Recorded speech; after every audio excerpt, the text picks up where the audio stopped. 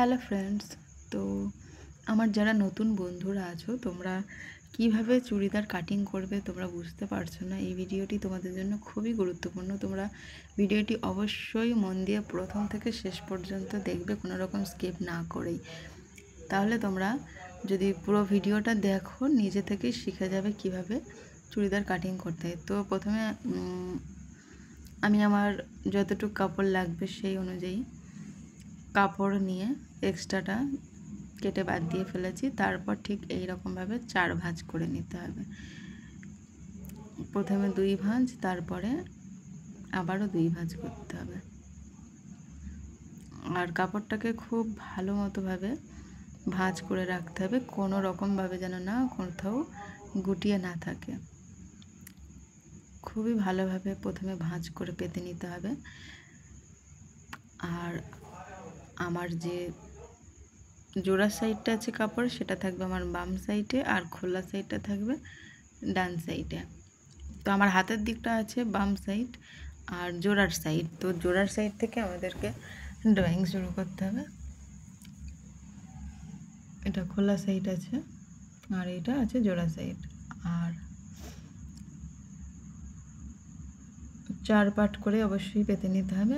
উপর থেকে 1/2 ইঞ্চি মতো মার্জিন দিয়ে প্রথমে একটা দাগ টেনে দিতে হবে। এটা সেলাই মার্জিনের জন্য দিতে হবে। আর তারপর লম্বার মাপটা নিতে হবে। লম্বার মাপ যা থাকবে তার সাথে 2 ইঞ্চি মতো এক্সট্রা নিতে হবে। লম্বা আমার এখানে ছিল 35 ইঞ্চি, তার সাথে 2 ইঞ্চি এক্সট্রা নিয়ে আমি 37 ইঞ্চি মতো এখানে নিয়েছি। নিয়ে সোজাভাবে দাগ টেনে দিতে হবে।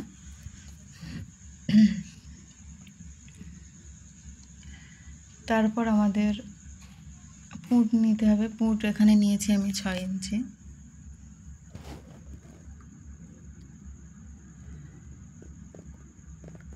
আর্ম হোলের মাপটাও নিতে হবে 6 ইঞ্চি।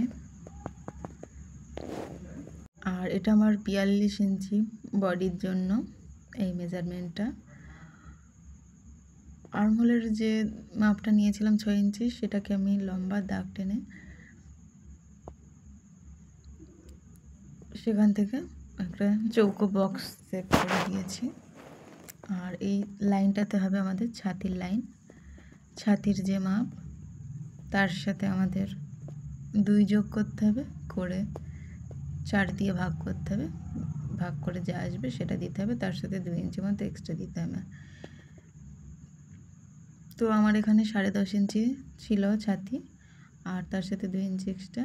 আর ঠিক ছাতির লাইন থেকে ধরে নিচের দিকে 7 ইঞ্চি 7 ইঞ্চি করে দুখানা দাগ দিতে হবে, 14 ইঞ্চি মতো। উপরে মাঝখানের যে দাগটাও আছে 7 ইঞ্চি, তার নিচের দাগটা আছে 7 ইঞ্চি। মাঝখানের দাগটাতে আমাদের পেটের যে মাপটা সেটা নিতে হবে। পেটেরও যা মাপ থাকবে সেটার সাথে 2 যোগ করে 4 দিয়ে ভাগ করতে হবে। ভাগ করে যেটা আসবে, তোমাদের যার যা ছাতির মেজারমেন্ট থাকবে সেটাকে তোমরা 2 যোগ করে 4 ভাগ করে দেবে। দিয়ে যেটা আসবে সেই মাপটা দেবে, তার সাথে 2 ইঞ্চি এক্সট্রা রাখবে এক্সট্রার জন্য। ভবিষ্যতে যদি কখনো মোটা হয় সেক্ষেত্রে কাপড়টা যাতে বাড়ানো যায়, তার জন্য 2 ইঞ্চি এক্সট্রা রাখতে হবে। তারপর আমাদের যে হিপের মাপটা আছে সেই হিপের মাপটা নিতে হবে। হিপের মাপের সাথে 1 ইঞ্চি মতো যোগ করব। 1 ইঞ্চি বেশি নিয়ে এটাকেও 4 ভাগ করতে হবে। করে যেটা আসবে সেটা আমার এখানে এসছে 11 ইঞ্চি।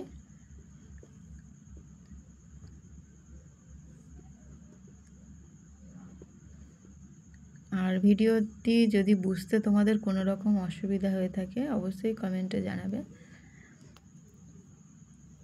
কোথাও কোনো বুঝতে অসুবিধা হলে কমেন্টে জানাবে। আশা করছি আমার এই ভিডিওটির তোমরা দেখলে খুব সহজভাবে নিজেরাই কাটিং করতে পারবে। আমি তোমাদের সুবিধার্থে খুবই সহজভাবে দেখিয়ে দিলাম। আর এখান থেকে আমাদের যে হিপের মাপটা ছিল, হিপের মাপের থেকে নিচের আমাদের যে লম্বার মাপটা নিয়েছিলাম 37 ইঞ্চি, সেই জায়গাটায় হিপের মাপের থেকে 1 ইঞ্চি বেশি নিতে হবে। 1 ইঞ্চি বেশি নিয়ে এখানে একটা পয়েন্ট করে দিয়েছিলাম।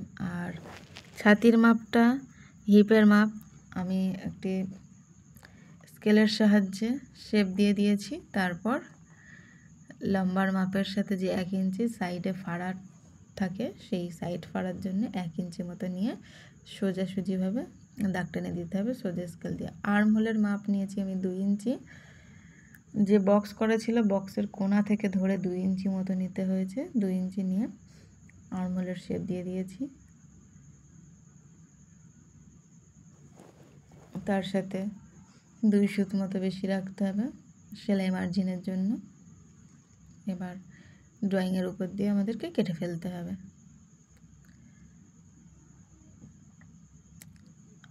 আগের যে ভিডিওটি আমি আপলোড করেছি সেটাতে আমার কোনো রকম সাউন্ড দিতে পারেনি ওটা, যে কারণে আবার ফের রিপিট করে তোমাদের সুবিধার জন্য এই ভিডিওটি বানানো। তো ভালো লাগলে অবশ্যই লাইক